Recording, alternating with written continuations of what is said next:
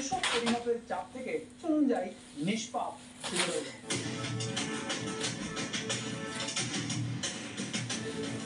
দর্শক মন্ডলী, আমার পেছনে দেখতে পাচ্ছেন মোলা বন্দর। আমরা এই বন্দর থেকে সুন্দরবন অভিমুখে যাচ্ছি। আর এই নদীটি হচ্ছে পশুর নদী। আর এখান থেকে সুন্দরবনের দূরত্ব হচ্ছে 6 কিলোমিটার। বিশ্ব ঐতিহ্যের অংশ হিসেবে বাংলাদেশের দক্ষিণ অংশে 5টি জেলা জুড়ে অবস্থিত বিশ্বের সর্ববৃহৎ ম্যানগ্রোভ ফরেস্ট সুন্দরবন। 10,000 বর্গ কিলোমিটার জুড়ে গড়ে ওঠা সুন্দরবনের 6,017 বর্গ কিলোমিটার স্থান হচ্ছে বাংলাদেশের অন্তর্ভুক্ত। 1997 সালে ইউনেস্কো কর্তৃক এই সুন্দরবন বিশ্ব ঐতিহ্যের স্বীকৃতি লাভ করে। এখান থেকে সংগৃহীত হয় নানান কাজে ব্যবহার উপযোগী বনবৃক্ষ, মধু, মোম ও মাছ। দর্শক মন্ডলী, আমরা এসেছি মোংলা বন্দর থেকে প্রায় 8 কিলোমিটার দক্ষিণে বারিশান্তি ইউনিয়নে অবস্থিত গরমজল পর্যটন কেন্দ্রে। এই কেন্দ্রটি প্রায় 30 হেক্টর জমির উপর বিস্তৃত। পর্যটকদের বনের মধ্যে হাঁটার জন্য এই কেন্দ্রে রয়েছে একটি 2 কিলোমিটার দীর্ঘ হাঁটার পথ। এছাড়াও রয়েছে একটি 14 ফুট উঁচু পর্যবেক্ষণ টাওয়ার, যেখান থেকে পর্যটকরা এই বনের আশেপাশের সৌন্দর্য উপভোগ করেছে। সরকারিভাবে পরিচালিত একমাত্র লোনা পানির কুমির প্রজনন এবং বিলুপ্তপ্রায় কচ্ছপ প্রজনন কেন্দ্র। পর্যটকদের আকর্ষণের জন্য এখানে কিছু হরিণও লালন পালন করা হয়। দর্শক মন্ডলী, আমরা এখানে কথা বলছি কুমির প্রজনন কেন্দ্রের সামনে থেকে। এখানে একটি পুকুর দেখতে পাচ্ছেন, এটি হচ্ছে মূল প্রজনন কেন্দ্র।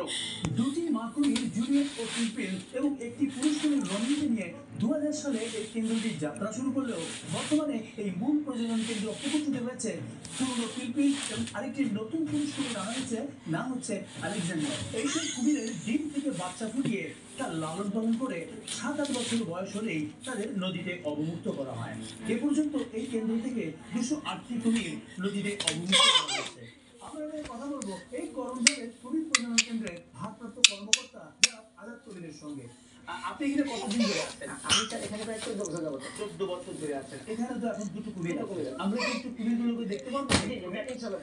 ডাকলে চলে আসবে। হ্যালো হ্যালো, আলেকজান্ডার পিলপিল, প্রথমে আলেকজান্ডার আসো আসো আসো, উঠে আসো, আয় জানা বসো বসো, এখানে বসো, ওখানে বসো। ওই পিলপিল আইছো, আয় আয় আয় পিলপিল আয়, এই তুমি বসো, ওখানে বসো। হ্যালো হ্যালো হ্যালো, পিলপিল বসো।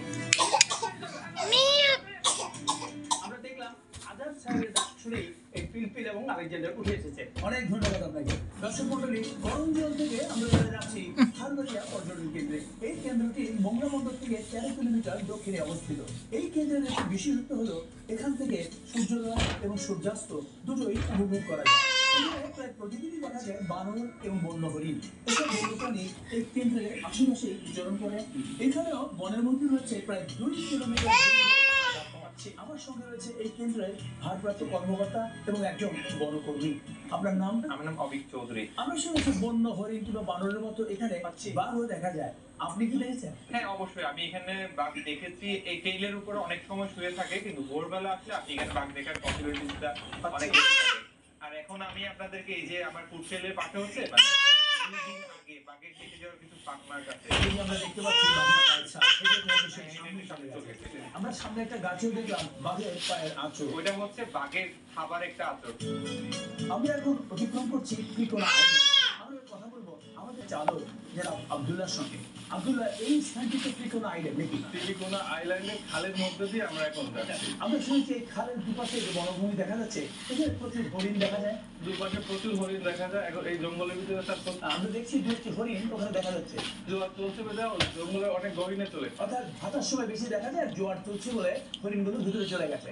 আচ্ছা, আরেকটি বিষয় আমরা দেখছি এই যে খালের দুপাশে যে কেওড়া গাছগুলো রয়েছে, এগুলো দেখে মনে হয় একই উচ্চতায় কেটে সাজানো। সমানভাবে খেয়ে ফেলতো, ওরা যতটুকু পর্যন্ত করতে পারে ততটুকু পর্যন্ত খেয়ে ফেলে। হরিণে এভাবে খেয়েছে, এগুলিকে বলা হয় ডিয়ার কাঠ, অর্থাৎ হরিণের কাঠ।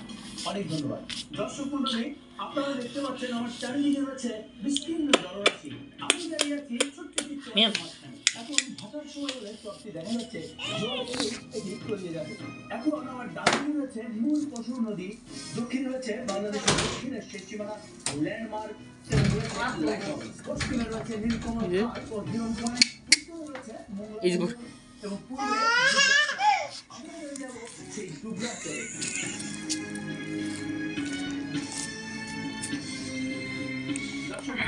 এটি হচ্ছে সেই বিখ্যাত ঐতিহ্যবাহী ডুবলার চর। এই ডুবলার চরটি বলতে জেলে পড়লি আমার পেছনে যে 5 মাসের ধরে কত টাকা সুদ আচ্ছা সেখানে এখানে কি করেন না বাগানে অনেক ধন্যবাদ। উল্লেখ্য প্রতি বছর কার্তিক মাসে হিন্দু ধর্মাবলম্বীদের রাসমেলা অনুষ্ঠিত হয় এবং এটি পূর্ণ স্নানের জন্য বিখ্যাত।